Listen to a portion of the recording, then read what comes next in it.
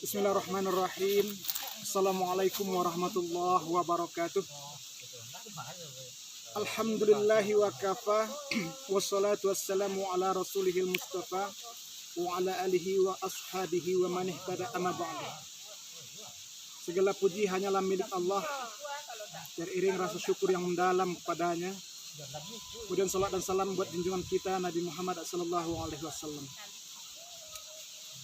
Kaum muslimin rahimakumullah. Pada kesempatan yang berbahagia ini kita akan menyampaikan tentang 5 hal, 5 olah yang harus diolah oleh manusia, 5 yang mesti diolah oleh kita manusia.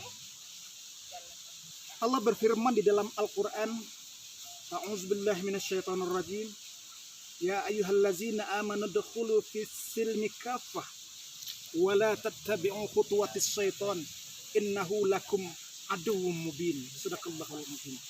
Wahai orang-orang yang beriman, masuklah kamu ke dalam Islam secara kafah, secara total.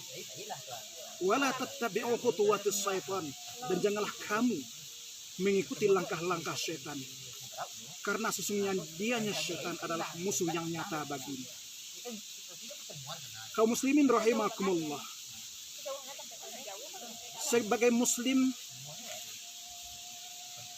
kita harus menjadikan diri kita betul-betul muslim yang kafah, sebagaimana yang diserukan oleh Allah di dalam Al-Quran, ayat yang telah kita bacakan di awal tadi. Menjadikan pribadi kita, diri kita menjadi mukmin muslim yang kafah. Mukmin yang kafah, muslim yang kafah adalah mukmin dan muslim yang tangguh. Muslim, mukmin yang ideal.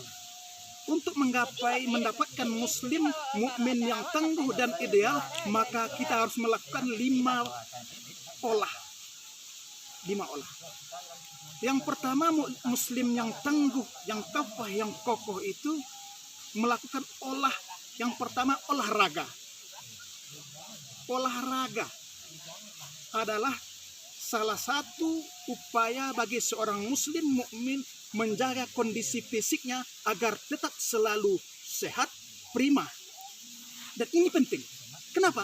Karena fisik yang kuat, fisik yang prima akan mendukung ibadah seseorang. Jadi kualitas ibadah, kuantitas ibadah sangat dipengaruhi oleh fisik. Maka disitulah pentingnya bagi seorang muslim mukmin itu olahraga.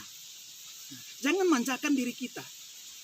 Sebagai contoh, kita yang bekerja di kantor umpamanya, ya, luangkan waktu kita atau hari kita beberapa saat atau 1 hari dalam seminggu untuk berolahraga. Apa saja yang kita hobi, olahraga apapun, luangkan waktu kita. Atau mungkin kita tidak punya hobi olahraga, setidaknya kita jalan-jalan, membersihkan pekarangan rumah, atau pergi ke masjid dengan berjalan kaki, ke surau dengan berjalan kaki. Jangan serba berkendaraan. Ini namanya memajakan diri. Tidak baik bagi seorang muslim. Terus sudah jelas muslim mukmin yang kuat itu lebih dicintai oleh Allah daripada mukmin yang lemah. Dan untuk kuat itu ya olahraga salah satunya. Olahraga. Yang kedua, untuk menjadi mukmin dan muslim yang tangguh itu syaratnya adalah olah lisan. Kita harus senantiasa melatih lisan kita agar senantiasa mampu mengungkapkan isi hati itu dengan sebaik-baiknya, terutama ketika berbicara, berkomunikasi dengan orang lain. Mampu memilih kata-kata terbaik, menggunakan kata-kata terbaik sehingga tidak ada orang yang merasa tersinggung ataupun tersakiti oleh lisan kita. Makanya Rasulullah Shallallahu Alaihi Wasallam menjamin, "Mayyadmanu lima baina lahyaihi admanu lahul jannah." Siapa yang mampu menjaga bagiku apa yang ada di antara 2 lisannya, maka aku jamin baginya surga, kata Rasulullah. Maka pelihara lisan kita, latih lisan kita, kendalikan lisan kita, kontrol lisan kita, olah lisan kita. Man kana yu'minu billahi wal yaumil akhir falyakul khairan aw liyasmut. Diamlah, diam. Kalau tidak mampu berbicara yang baik. Jadi perlu dilatih, perlu diolah lisan ini. Yang ketiga, mukmin yang tangguh, muslim yang tangguh itu yang total beragama itu adalah mau mengolah akal pikiran. Olah pikiran artinya kita latih pikiran kita agar senantiasa setiap waktu berpikir positif tentang hidup kita, berpikir positif tentang orang lain, berpikir positif tentang sesuatu atau tentang siapa saja yang kita lihat, yang kita kenal, atau bahkan lebih jauh berpikir positif terhadap Sang Pencipta, Sang Khalik. Ini namanya husnuzon.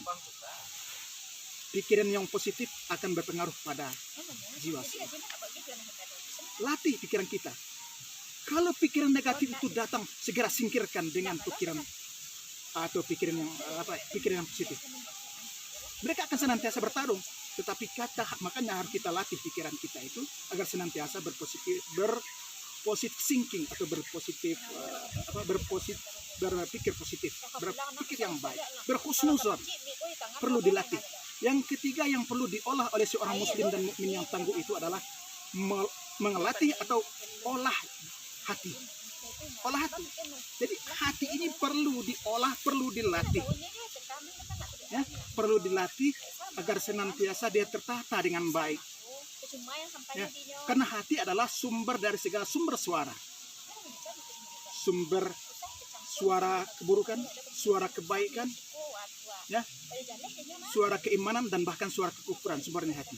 Maka oleh sebab itu kita harus melatih hati kita agar mampu memilah dan mampu memilih, selektif dalam memasukkan suara yang masuk ke dalamnya dan mengeluarkan suara yang keluar darinya. Latih hati kita. Bukan Rasulullah mengatakan baiknya tubuh kita tergantung dari baiknya hati kita. Inna fil jasadi mudghah iza salahat salaha jasadu kullu iza fasada jasadu kullu ala wahyal qalbi, kata Rasulullah.